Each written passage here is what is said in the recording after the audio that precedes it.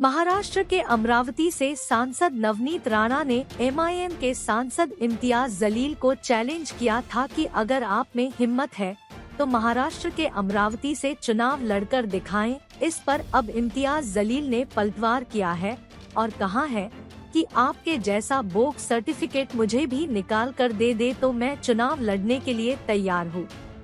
नागपुर में सांसद इम्तियाज जलील ने कहा कि बीजेपी के नेता इनकी थोड़ी सी जानकारी कम है। अमरावती की सीट रिजर्व सीट है।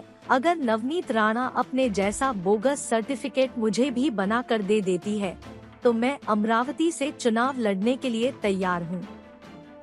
मेरे पास अगर डुप्लीकेट कास्ट सर्टिफिकेट रहता तो मैं सोच भी सकता था उसके अंदर। मेरे पास डुप्लीकेट कास्ट सर्टिफिकेट नहीं है और इसीलिए मैं भाजपा के जितने भी या भाजपा से जुड़े हुए जितने भी सांसद हैं उनके बारे में यही कहना चाहूँगा कि थोड़ा सा ज्ञान अगर ले ले कि आपकी जो सीट है वो रिज़र्व सीट है, उसके अंदर मैं ओपन कैटेगरी के अंदर आता हूँ उसमें। और अगर आप कहीं अपना जैसा बोगस कास्ट सर्टिफिकेट निकालने में कामयाब हुई थी, अगर वैसा कुछ जुगाड़ करके अगर मुझे भी अगर निकलवा के दे दे तो मैं आ जाऊँगा अमरावती। बिल्कुल मेरी तैयारी है इसमें।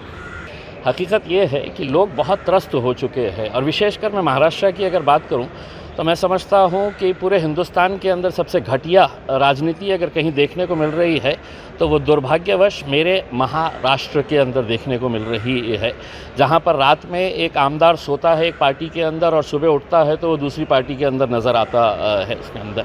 और कुछ अपनी मर्ज़ी से जा रहे हैं, लेकिन ज़्यादातर ये है कि इन्हें डरा कर धमका कर इन्हें अपने पुराने फाइल्स निकलवा के है तो दिखाया जा रहा है। तो जनता इन सब चीज़ों से परेशान हो चुकी है और कोई आइडियोलॉजी रही नहीं है। पैसे का बल का इस्तेमाल किया जा रहा है, एजेंसीज़ का इस्तेमाल किया जा रहा है। तो ये सब देखने को मिल रहा है जो लोकशाही के लिए बहुत धोखादायक है मैं समझता हूँ। नरेंद्र मोदी साहब ने अपने भाषण के अंदर कहा था, मुझे पता नहीं था कि अजीत पवार के ऊपर है तो दूसरे भी कोई आरोप है करके। तो मोदी जी का जब मैंने भाषण सुना था जिसके अंदर उन्होंने बताया था कि 70,000 करोड़ का घोटाला, सिंचन घोटाला, बैंक घोटाला, खनन घोटाला, और उसके 8 दिन के बाद अगर मोदी जी अपने आप को दूध का धूला मानने वाले और भ्रष्टाचार के विरुद्ध लड़ाई लड़ने वाले प्रधानमंत्री अगर ऐसे लोगों को भी अपने साथ में ले लेते हैं। देवेंद्र फडणवीस साहब का वो भाषण मुझे आज भी याद है कि अजीत पवार हाथ में लग गया तो चक्की पीसेंगे, चक्की पीसेंगे, चक्की पीसेंगे। अब चक्की पीसिंग ऐसी होती है क्या?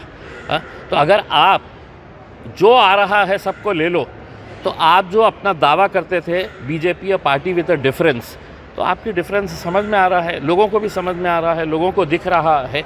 और लोग उतनी बेवकूफ़ नहीं है जितना आप समझ रहे हैं। आपको चुनाव के अंदर नज़र आएगा उसमें।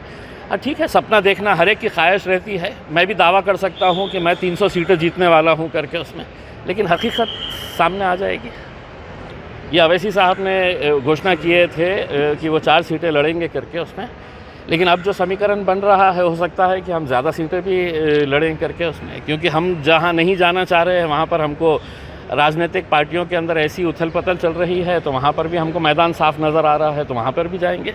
देखिए, कोई हैरानी नहीं होनी चाहिए। मैं आपको यही कह रहा हूँ कि जिस तरीके का एजेंसीज़ का इस्तेमाल किया जा रहा है, मुझे ऐसा लग रहा है कि पाकिस्तान के अंदर अभी इलेक्शन हुआ और वहाँ का एक इलेक्शन कमिश्नर जो था उसने प्रेस कॉन्फ्रेंस लेके कहा कि मैंने अपने देश के साथ धोखा किया है, मैंने जनता के साथ धोखा किया है और मुझे बड़े चौराहे के ऊपर फांसी देना चाहिए। क्या कोई एक अधिकारी यहाँ पर इस देश के अंदर खड़े रहेगा और ये कह सकेगा कि साहब हमारा इस्तेमाल हो रहा है, मैं इस पद से इस्तीफ़ा दे रहा हूँ करके? सभी डरे हुए हैं, सभी घबराए हुए हैं उसके अंदर। तो कोई हैरानी नहीं है अगर कोई गवर्नर के ऊपर भी इस तरह की कार्रवाई हो रही होगी तो।